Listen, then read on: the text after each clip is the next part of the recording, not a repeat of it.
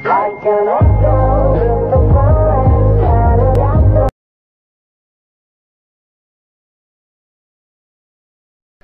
mga ka-random! Nakaisip nga tayo ngayon na pumunta sa SNR para bumili ng strawberry at grapes para sa panghulo.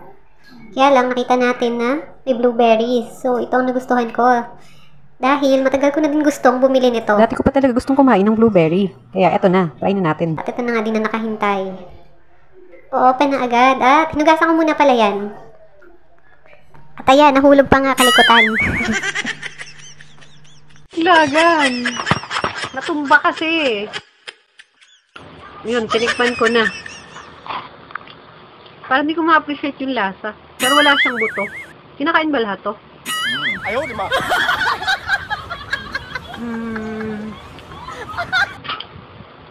Pero masarap naman. Wala pala siyang buto. Ano?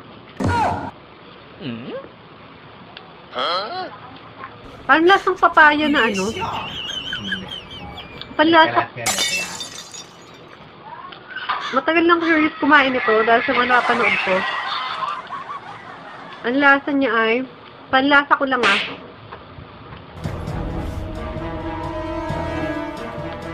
Parang lasang papaya. Ang dalawa agad. Wala yung agad yan.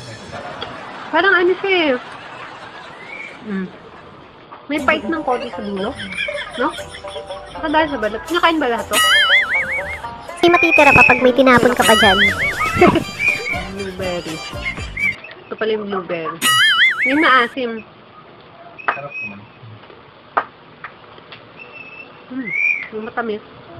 Basta ang panlasa ko parang dragon fruit na may pagkalasang papaya. No? Yung purple na dragon fruit. Basta ang panlasa ko parang mix ng dragon fruit at saka hinog na papaya. Tapos may konting pait. Tapos may mapait.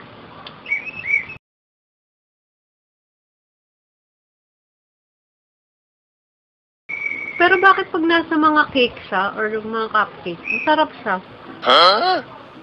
Ba't pag yung raw or fresh?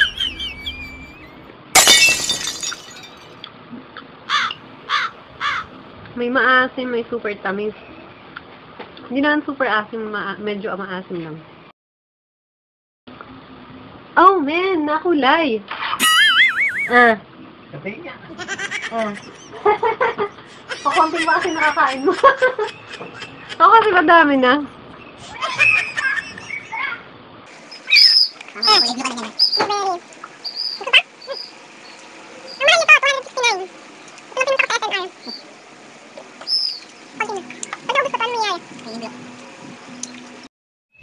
Tikman pa natin. Nakakasawa pala siya ng ayaw ng balat.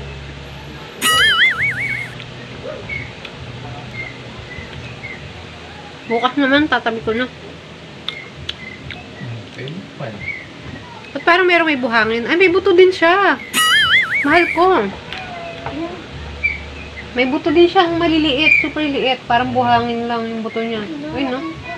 Hindi yan simple.